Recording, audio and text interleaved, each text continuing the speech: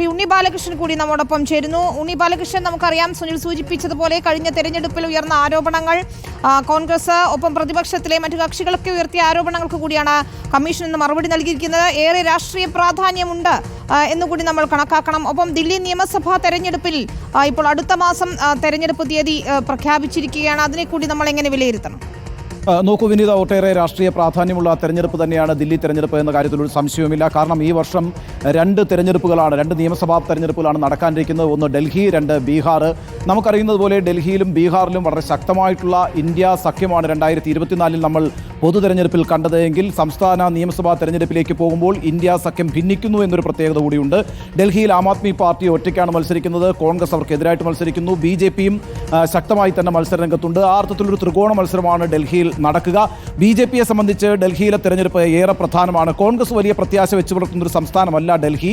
ആ അർത്ഥത്തിൽ കോൺഗ്രസ് വളരെ പിന്നിലുമാണ്. എന്നാൽ ഏറ്റുമുട്ടൽ നേർക്കുനേർ നടക്കുന്നത് ദില്ലിയിൽ ആം ആദ്മി പാർട്ടിയും BJPയുമായിട്ടാണ്. കഴിഞ്ഞ ലോക്സഭാ തെരഞ്ഞെടുപ്പിൽ വലിയ വിജയം BJPക്ക് സമ്മാനിച്ച സംസ്ഥാനമാണ് ഡൽഹി. അവിടെ ഒരു സീറ്റ് പോലും ആം ആദ്മി പാർട്ടിക്കോ കോൺഗ്രസിനോ ലഭിക്കുകയുണ്ടായില്ല. ഡൽഹിയിൽ ലോക്സഭാ തെരഞ്ഞെടുപ്പിൽ എപ്പോഴും ആധിപത്യം പുലർത്തിയിട്ടുള്ളത് BJPയാണ്. എന്നാൽ കഴിഞ്ഞ 2-3 തെരഞ്ഞെടുപ്പുകളായിട്ട് BJPക്ക് ഡൽഹി പിടിച്ചെടുക്കാൻ കഴിഞ്ഞിട്ടില്ല. നിയമസഭാ തെരഞ്ഞെടുപ്പിൽ വലിയ ഭൂരിപക്ഷമാണ് എപ്പോഴും ആം ആദ്മി പാർട്ടിയും അരവിന്ദ് കെജ്രിവാളും ഉണ്ടാക്കുന്നത്. എന്നാൽ ഇക്കുറി വലിയ പ്രത്യാശയും പ്രതീക്ഷയുമാണ് BJPയെ സംബന്ധിച്ച് ഡൽഹിയിൽ അവർ അർപ്പിച്ചിട്ടുള്ളത്. കേന്ദ്രഭരണത്തിൻ്റെ മൂക്കിന് താഴെ ആ സംസ്ഥാനത്ത് മറ്റൊരു പാർട്ടി ഭരിക്കുന്നു എന്നത് ഉൾക്കൊള്ളാൻ BJPക്കും നരേന്ദ്രമോദിക്കും അമിത്ഷായ്ക്കും കഴിഞ്ഞിട്ടില്ല. അതുകൊണ്ടാണ് പല തരത്തിലുള്ള കേസിൽപ്പെടുത്തിയും പല രീതിയിൽ ആ സർക്കാരിനെ ബുദ്ധിമുട്ടിച്ചുമൊക്കെ നരേന്ദ്രമോദിയുടെയും അമിത്ഷായുടെയും നീക്കങ്ങൾ ഉണ്ടായിട്ടുള്ളത്. പ്രത്യേകിച്ച് ലഫ്റ്റനന്റ് ഗവർണർ ഉപയോഗിച്ചുകൊണ്ട് ഡൽഹി സർക്കാരിന് മൂക്ക് ഏറിടുക എന്നുള്ളത് ഒരു സ്ഥിരം പതിവ് രീതിയാണ് കേന്ദ്ര സർക്കാരിൻ്റെത്. അതുപോലെ നമുക്കറിയുന്നത് പോലെ തന്നെ എക്സൈസ് വിവാദവുമായി ബന്ധപ്പെട്ട കോഴ ഇടപാടുമായി ബന്ധപ്പെട്ട് ആം ആദ്മി പാർട്ടിയുടെ നേതാവായിട്ടുള്ള അരവിന്ദ് കെജ്രിവാളിനെ മാസങ്ങളോളം ജയിലിടുകയും ചെയ്തിരുന്നു. ആ അർത്ഥത്തിലൊക്കെ ഡൽഹി സർക്കാരിനെ കേന്ദ്ര സർക്കാർ പീഡിപ്പിച്ചുകൊണ്ടിരിക്കുന്നു എന്നൊരു വാദമുഖം ഉയർത്തിക്കൊണ്ട് തന്നെയാണ് ആം ആദ്മി പാർട്ടി എപ്പോഴും അവിടെ വിജയം കൊയ്തിട്ടുള്ളത്. ഒപ്പം തന്നെ അവർ അവിടെ നടപ്പാക്കിയിട്ടുള്ള വെൽഫെയർ മെഷേഴ്സ് ഉണ്ട്, ക്ഷേമ പദ്ധതികളുണ്ട്. അതിൻ്റെയൊക്കെ ഗുണഭോക്താക്കളാണ് ഡൽഹിയിലെ ആളുകൾ. പ്രത്യേകിച്ച് ഇലക്ട്രിസിറ്റിയുടെ കാര്യത്തിനകത്താണെങ്കിലും വാട്ടർ ചാർജിൻ്റെ കാര്യത്തിനകത്താണെങ്കിലും ഈ സാധാരണക്കാരായ മനുഷ്യർക്ക് വൈദ്യുതി കണക്ഷൻ കൊടുക്കുന്ന കാര്യത്തിനകത്താണെങ്കിലും സൗജന്യ വിദ്യാഭ്യാസം നൽകുന്ന കാര്യത്തിനകത്താണെങ്കിലും അതുപോലെ തന്നെ മരുന്നുകൾ വില കുറച്ച് നൽകുന്ന കാര്യത്തിനകത്താണെങ്കിലും പ്രത്യേകമായിട്ട് പാവപ്പെട്ട ആളുകൾക്ക് ആശുപത്രികൾ ഉണ്ടാക്കിയ കാര്യത്തിനകത്താണെങ്കിലും ഒക്കെ ആം ആദ്മി പാർട്ടി വലിയ മുന്നേറ്റം അവിടെ നടത്തിയിട്ടുണ്ട് എന്നുള്ള കാര്യം വസ്തുതയാണ്. അതിൻ്റെ അടിസ്ഥാനത്തിലാണ് അവർക്ക് തുടർഭരണം കിട്ടിയിട്ടുള്ളത്. പക്ഷേ ഇക്കുറി BJP അവിടെ ശക്തമായി തന്നെ അവരുടെ സാന്നിധ്യം ഉറപ്പിക്കാനാണ് ശ്രമിക്കുക. അതുകൊണ്ട് തീപാറുന്നൊരു പോരാട്ടം ഇക്കുറി നിശ്ചയമായും അവിടെ ഡൽഹിയിൽ ഉണ്ടാകും എന്ന കാര്യത്തിൽ സംശയമില്ല. നമ്മൾ ആലോചിക്കേണ്ട ഒരു പ്രധാനപ്പെട്ട കാര്യമെന്ന് പറയുന്നത് ദേശീയ തലത്തിൽ ഈ തെരഞ്ഞെടുപ്പിൻ്റെ പ്രാധാന്യം എന്താണ് എന്നുള്ളതാണ്. അവിടെ ഇന്ത്യ മുന്നണി എന്ന് പറയുന്ന സഖ്യം പൊളിഞ്ഞിരിക്കുന്നു എന്നുള്ളതാണ് ഡൽഹിയുമായി ബന്ധപ്പെട്ട ഏറ്റവും പ്രധാനപ്പെട്ട കാര്യം. കോൺഗ്രസുമായി ആം ആദ്മി പാർട്ടി ഒരു സഖ്യത്തിനും അവിടെ തയ്യാറായിട്ടില്ല. അതായത് ആം ആദ്മി പാർട്ടി ഡൽഹിയിൽ ഒരു വിട്ടുവീഴ്ചയ്ക്കും തയ്യാറല്ല. അവരൊറ്റയ്ക്ക് തന്നെ ഭൂരിപക്ഷം നേടി അവിടെ അധികാരത്തിൽ വരും എന്നുള്ളതുകൊണ്ട് മറ്റൊരു സഖ്യകക്ഷിയുമായി ബന്ധപ്പെടാൻ അവർ ആഗ്രഹിക്കുന്നില്ല. ആ അർത്ഥത്തിൽ ഇന്ത്യ സഖ്യം ഡൽഹിയിൽ പ്രവർത്തനക്ഷമമാകില്ല എന്ന കാര്യം ഉറപ്പാണ്. ഇനി നടക്കാനിരിക്കുന്ന നിയമസഭാ തെരഞ്ഞെടുപ്പ് എന്നുള്ളത് ബീഹാറിലാണ് നടക്കുന്നത്. ബീഹാറിൽ ഇപ്പോഴും ഇന്ത്യ സഖ്യം സ്ട്രോങ് ആണ്. എങ്കിൽ കൂടിയും ബീഹാറിൽ കോൺഗ്രസ് ഒരു വലിയ ശക്തിയായി ലാലു പ്രസാദ് യാദവ് കാണാത്തതുകൊണ്ട് തന്നെ ബീഹാറിൽ നടക്കാനിരിക്കുന്ന നിയമസഭാ തെരഞ്ഞെടുപ്പിൽ എങ്ങനെയായിരിക്കും ആ സഖ്യം മുന്നോട്ട് പോകുക എന്നുള്ള ആശങ്കകളുണ്ട്. അപ്പോൾ ഈ വർഷത്തെ 2 നിയമസഭാ തെരഞ്ഞെടുപ്പുകളാണ് നടക്കാനിരിക്കുന്നത്. ഒന്ന് ഡൽഹിയിലാണ്, 2 ബീഹാറിലാണ്. രണ്ടും ഇന്ത്യ മുന്നണിയെ സംബന്ധിച്ചിടത്തോളവും അതേപോലെ തന്നെ NDA സംബന്ധിച്ചിടത്തോളവും ഒരുപോലെ പ്രധാനമാണ്. ഒരു കാര്യം കൂടി പറയാം. ഇപ്പോൾ ഈ തെരഞ്ഞെടുപ്പിലേക്ക് ഡൽഹി നിയമസഭാ തെരഞ്ഞെടുപ്പിലേക്ക് BJP പോകുന്നത് മഹാരാഷ്ട്രയിലും ഡൽഹിയുടെ തൊട്ടയൽ സംസ്ഥാനമായിട്ടുള്ള ഹരിയാനയിലും വലിയ വിജയമുണ്ടാക്കിയതിനു ശേഷമാണ് ഡൽഹി തെരഞ്ഞെടുപ്പിലേക്ക് BJP പോകുന്ന ആത്മവിശ്വാസം BJPക്കും NDAയ്ക്കും ഉണ്ട്. മഹാരാഷ്ട്രയും ഹരിയാനയും ഡൽഹിയിൽ ആവർത്തിക്കും എന്നാണ് BJP അവകാശപ്പെടുന്നത്. അതേസമയം ജാർഖണ്ഡിൽ അവർക്കുണ്ടായ തിരിച്ചടി, ജമ്മു കാശ്മീരിൽ അവർക്കുണ്ടായ തിരിച്ചടി, അതൊക്കെ ഇന്ത്യ സഖ്യം ഒറ്റക്കെട്ടായി നിന്നപ്പോൾ ഉണ്ടാക്കിയതാണ്. എന്നാൽ ഇവിടെ ആം ആദ്മി പാർട്ടി മാത്രമാണ് മത്സരരംഗത്ത്, ഇന്ത്യ സഖ്യം ഇല്ല. അങ്ങനെ ഒരു അവസ്ഥ കൂടിയുണ്ട്. ഏതായാലും ദേശീയ രാഷ്ട്രീയത്തെ സംബന്ധിച്ചും ഡൽഹിയുടെ രാഷ്ട്രീയത്തെ സംബന്ധിച്ചും വളരെ സുപ്രധാനമായ തെരഞ്ഞെടുപ്പാണ് ഫെബ്രുവരി 5-ാം തീയതി നടക്കാൻ പോകുന്നതെന്ന കാര്യത്തിൽ തർക്കമില്ല. വിനീത, ശ്രീ ഉണ്ണി ബാലകൃഷ്ണൻ, അഴിമതി ആരോപണങ്ങളെ ജനപ്രിയ പ്രഖ്യാപനങ്ങളിലൂടെ മറികടക്കുക എന്നൊരു തന്ത്രമാണല്ലോ ആം ആദ്മി പാർട്ടി പയറ്റിക്കൊണ്ടിരുന്നത്. പക്ഷേ കഴിഞ്ഞ ദിവസം പ്രധാനമന്ത്രി തന്നെ നേരിട്ടെത്തി 12,000-ലധികം കോടി രൂപയുടെ പദ്ധതി പ്രഖ്യാപിച്ചുകൊണ്ട് ഒരു മുഴം നീട്ടിയെറിഞ്ഞു. കോൺഗ്രസും അത്തരത്തിലുള്ള പദ്ധതി വാഗ്ദാനങ്ങളാണ് നൽകുകയും ചെയ്യുന്നത്.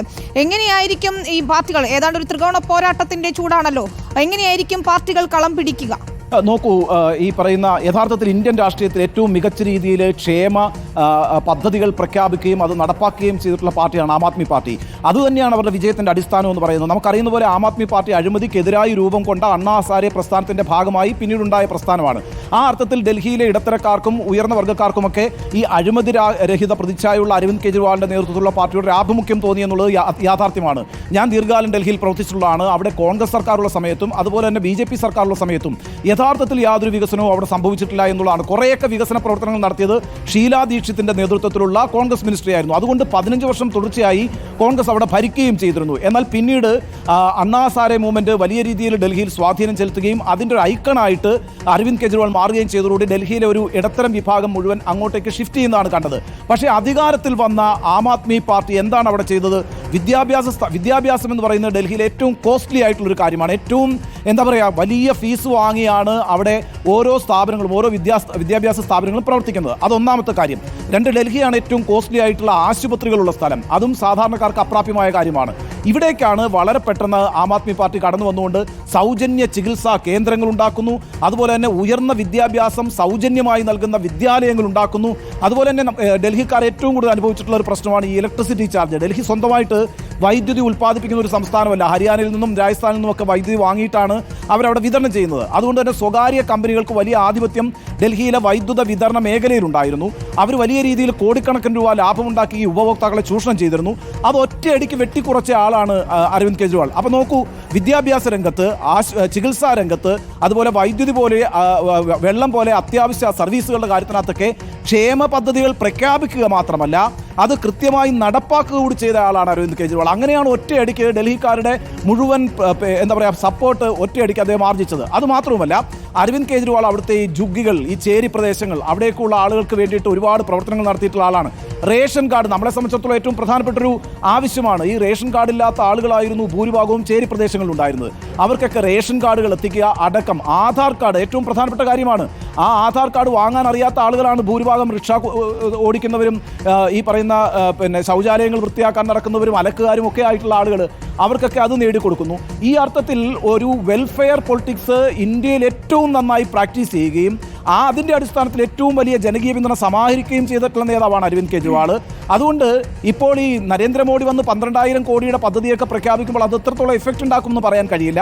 അവരെ സംബന്ധിച്ചിടത്തോളം, ഡൽഹിയിലെ വോട്ടർമാരെ സംബന്ധിച്ചിടത്തോളം അവർ നടത്തിയ പരീക്ഷണം വിജയിക്കുന്നത് അരവിന്ദ് കെജ്രിവാളിലൂടെ അവർക്ക് അനുഭവവേദ്യമായിട്ടുണ്ട്. അതുകൊണ്ട് അവർക്ക് ഉത്തമമായ വിശ്വാസം അരവിന്ദ് കെജ്രിവാളിലുണ്ട്. എന്നാൽ നമ്മൾ ഈ പറയുന്ന കണക്ക് നരേന്ദ്രമോദിയുടെ കാര്യത്തിൽ നമ്മൾ ശ്രദ്ധിക്കേണ്ടത് ഈ ക്ഷേമ പദ്ധതികൾ പ്രഖ്യാപിക്കുന്നതിനകത്തും നടപ്പാക്കുന്നതിനകത്തുമൊക്കെ പിന്നീട് ആം ആദ്മി പാർട്ടിയെ മാതൃകയാക്കി വിജയിപ്പിച്ച പാർട്ടിയാണ് BJP. ഇപ്പം മധ്യപ്രദേശിലാണെങ്കിലും കർണാടകത്തിലാണെങ്കിലും ഒക്കെ രാജസ്ഥാനിലാണെങ്കിലും ഒക്കെ അവർ ഒരുപാട് ക്ഷേമ പദ്ധതികൾ പ്രഖ്യാപിക്കുകയും പ്രത്യേകിച്ച് സ്ത്രീകൾക്ക് വേണ്ടിയിട്ടുള്ള ക്ഷേമ പദ്ധതികൾ പ്രഖ്യാപിക്കുകയും ഛത്തീസ്ഗഡിലും നമ്മളത് കണ്ടതാണ്. അത്തരത്തിൽ ക്ഷേമ പദ്ധതികൾ പ്രഖ്യാപിച്ച് അവർക്ക് 1000 രൂപ, 2000 രൂപ, 2500 രൂപയൊക്കെ എല്ലാ മാസവും വീട്ടിലെത്തുന്ന രീതിയിൽ സ്ത്രീകൾക്കുള്ള യോജനകൾ പ്രഖ്യാപിക്കുകയും അതിലൂടെ വോട്ട് സമാഹരിക്കുകയൊക്കെ ചെയ്തിട്ടുള്ള പാർട്ടിയാണ് BJPയും. അപ്പോൾ BJP 12,000 കോടിയുടെ ഇത് ക്ഷേമ പദ്ധതികൾ പ്രഖ്യാപിക്കുമ്പോൾ അത് നടപ്പാക്കുമെന്ന് ഡൽഹിയിലെ ജനങ്ങൾ വിശ്വസിക്കുകയാണെങ്കിൽ കനത്തൊരു പോരാട്ടമാണ് അവിടെ നടക്കാനിടയുള്ളത്. ഇപ്പോഴും ആം ആദ്മി പാർട്ടിയിലും അരവിന്ദ് കെജ്രിവാളിലുമുള്ള ഡൽഹിക്കാരുടെ വിശ്വാസത്തിനൊട്ടും ചോർച്ച സംഭവിച്ചിട്ടില്ല. പക്ഷേ ഇവിടെ ഏറ്റവും പ്രധാനമാകുന്നത് താങ്കൾ സൂചിപ്പിച്ചതുപോലെ നരേന്ദ്രമോദി തെരഞ്ഞെടുപ്പിൽ എങ്ങനെ ഇടപെടുന്നു എന്നുള്ളത് തന്നെയായിരിക്കും ഏറ്റവും പ്രധാനം. വിനീത. ശരി, ഉണ്ണി ബാലകൃഷ്ണനാണ് ഞങ്ങളുടെ ഡിജിറ്റൽ ഹെഡ് വിവരങ്ങൾ നൽകിക്കൊണ്ടിരുന്നത്.